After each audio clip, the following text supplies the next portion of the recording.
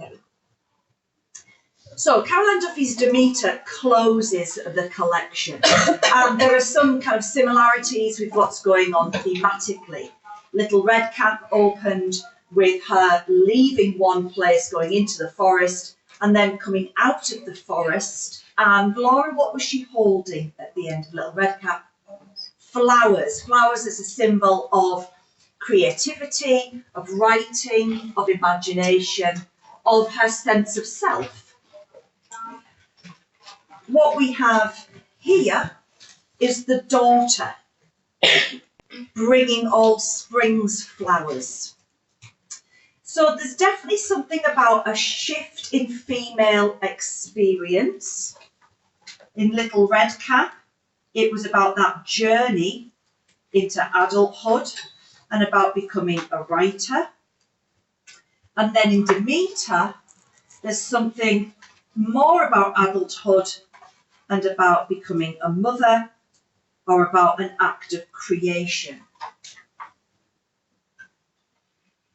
And the first thing that I'm going to do is talk about the form of the poem, which is a sonnet, and which students love to tell me is traditionally a love poem. And yes, lots and lots of sonnets are love poems. They have 14 lines. They're very concentrated. And this is what I love about a sonnet. It's like being distilled, right? It's something very, very concentrated. And one of the features of a sonnet is that it's written in 2 parts. We get a volta. Here we get it after the 6th line. In other sonnets, it comes after the 10th line, or sometimes after the 8th. So usually the format is 10-4 or 8-6 with an octet and a sestet.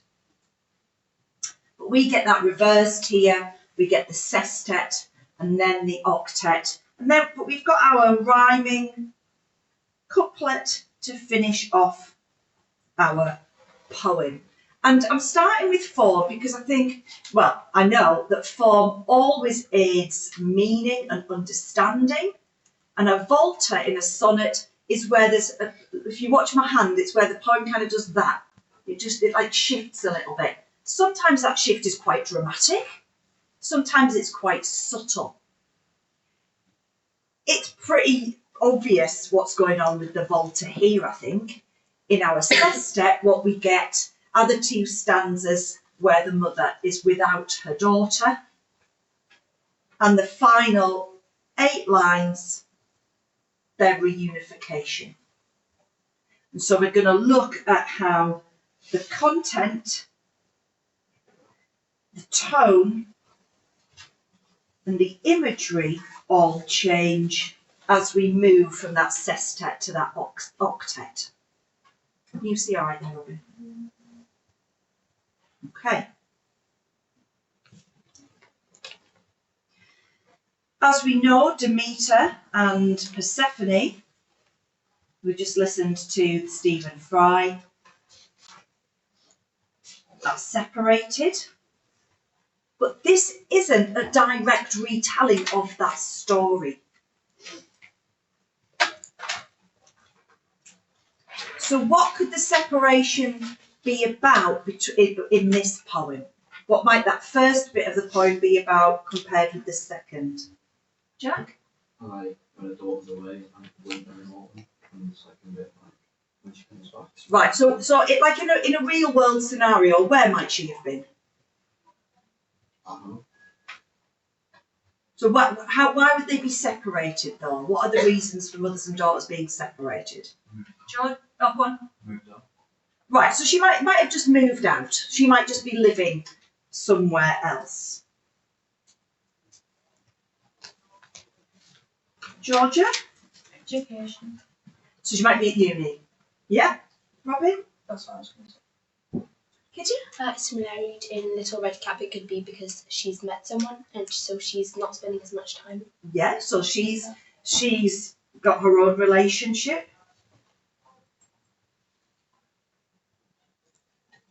And many of you are on the cusp of doing this, of leaving home, of leaving your mother's or female figure, if indeed you have one.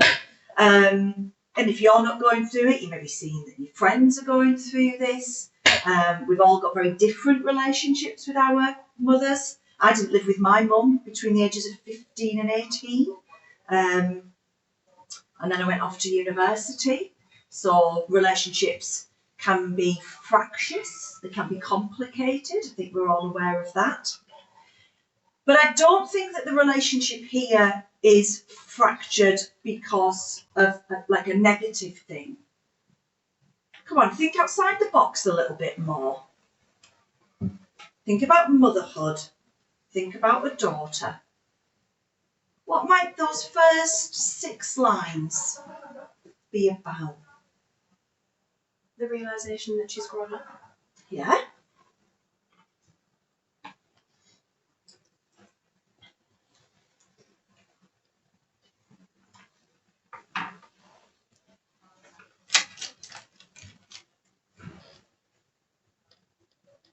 Okay. Maybe like when you first have like a child, it's difficult to understand. Yeah. Let's make it talk a little bit more to that act of creation. Duffy, in that first poem, it can be seen as somewhat autobiographical. So if this could be seen as autobiographical, what else might it be alluding to? Kitty? Could it be postpartum depression, how after a while she can appreciate her child? Could be.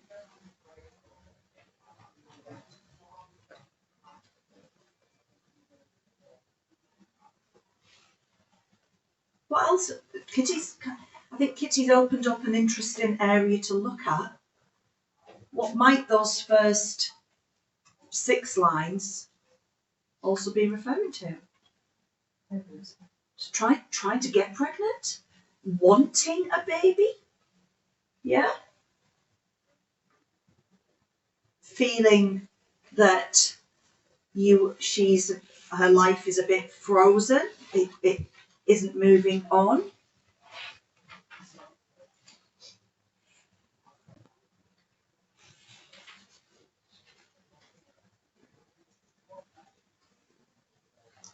Now, it doesn't matter which of those readings you go for. I don't know if this is about Duffy trying to get pregnant. I don't know if this is about Duffy's daughter reaching, I don't know, her teenage years. She does have a daughter. I don't know any of that. And that's quite freeing, actually, because it means that I don't have to worry about getting it right or wrong. What I can see is that there is a section of the poem where the daughter isn't, and a section where she is, and that they feel very different. Okay? So, the first, and we've actually, in these first 2 stanzas, we've only got 2 sentences. We don't usually talk about sentences in a poem, but we should still be guided by the punctuation. Where I lived, winter and hard, 3 and hard earth, I'm ignoring the very first full stop.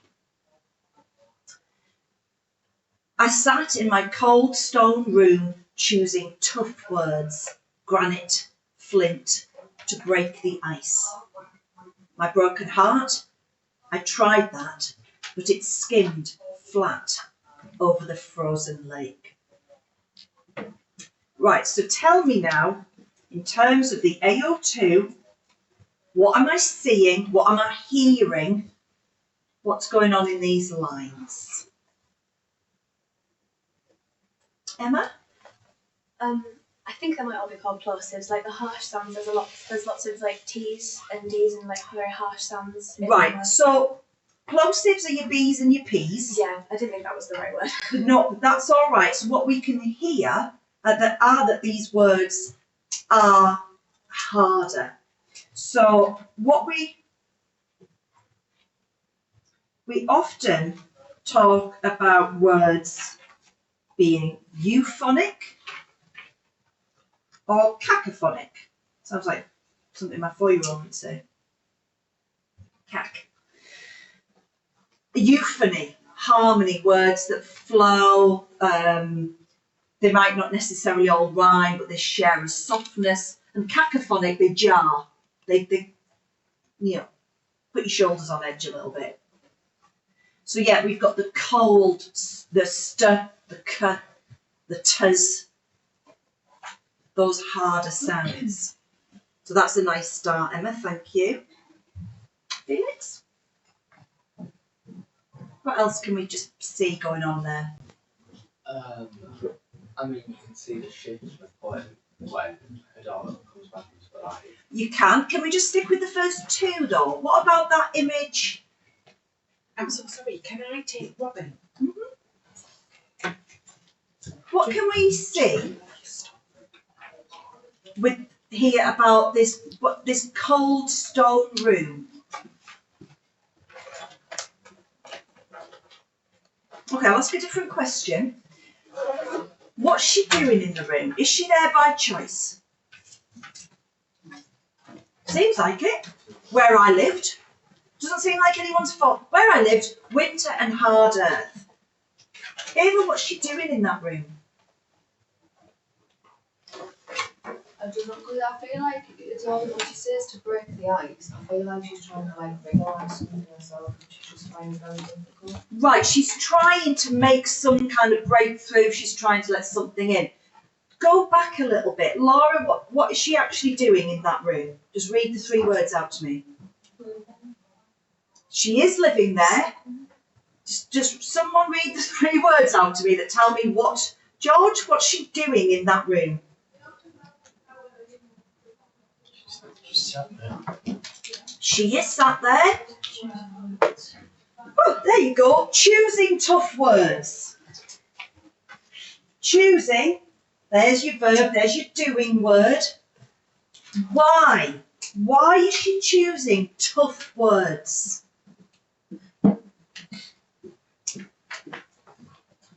Come on, just have a guess. This is our bread and butter as literature students. This is the bit you need to be able to do on that unseen dystopia. So let's be brave. What's she choosing tough words for? George? Is it like for herself? She's trying to break out of the grieving period and therefore. Yeah, possibly. Listen, there isn't a right answer for this. Let's not be scared. She's a poet. She sits in her room writing poems. Yeah? That's who she is. So why is she choosing tough words? What do tough words do? She's criticising herself. She's maybe criticising herself. That's nice, Kitty. Being hard on herself. What else do tough words do? Emotion. Because her emotions are toughened?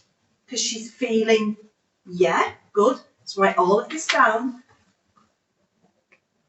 I know this in another essay this would feel like AO5 interpretations, but because we've only got AO1, AO2 for this is like our AO1.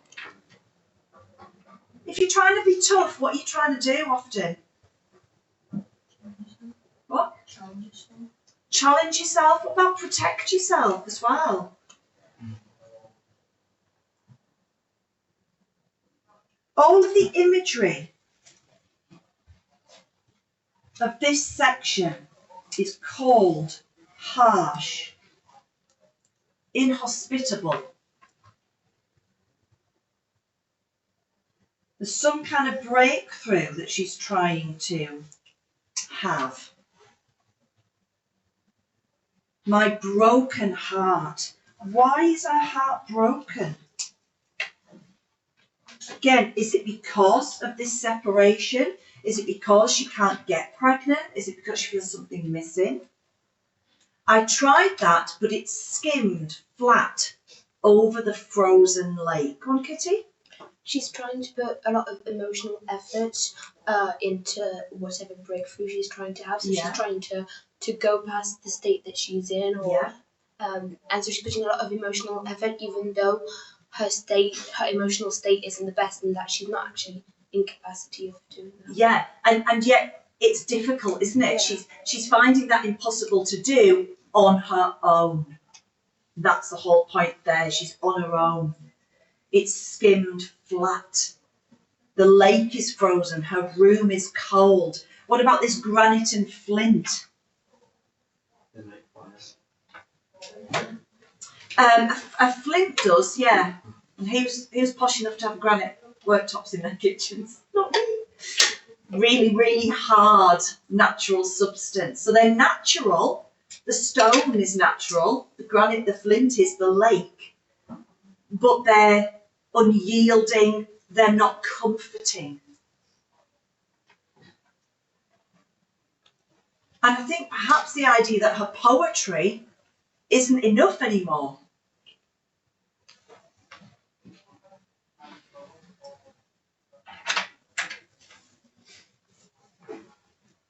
And so we move on to the second part of the sonnet and the reunification.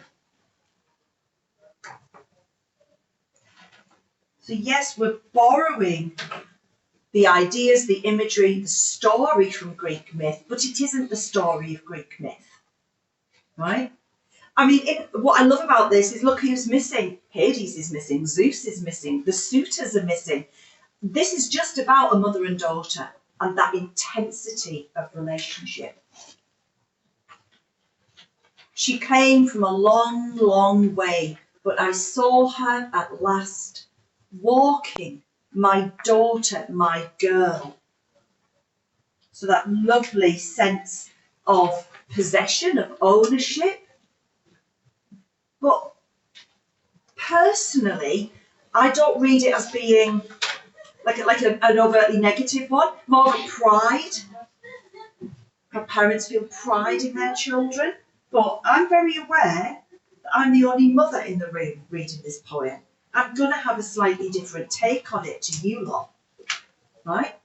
And it's going to be affected by your own relationship with your mothers. I know if I was reading this poem and if it was about a father and his daughter, I'd be reading it very, very differently. So we've got all of these things in our heads that we bring to the poetry that we read. Across the fields. Why is she in bare feet? Lizzie? I don't know, but maybe could like add emphasis to her being young, because like when you're younger you don't run about anything. So something to do with her youth. That will work. Imogen? I thought two things. Either that it shows that she's more exposed and her mother's always looking out for like her like weakest points so she can protect her, or to link it back to Persephone, her connection with the earth. Right, so one of the key things in this poem is that idea of nature and of how natural that relationship is and that connection with the earth as well. And I like the idea of vulnerability. Bringing all spring's flowers to her mother's house. She brings something to the relationship as well. Are the flowers then another aspect of creativity, of inspiration, or just of love and of things moving on? I swear the air softened and warmed as she moved. The blue sky smiling none too soon with the small shy mouth of a new moon. Would anyone like to speak to that last couplet? Anyone like to comment on that? Jack? I wanted the motherhood lost love thing, put it under hope. It's like a new moon. It's like a new month as well. And I thought about like Ramadan and Ramadan ends with a new moon. Lovely.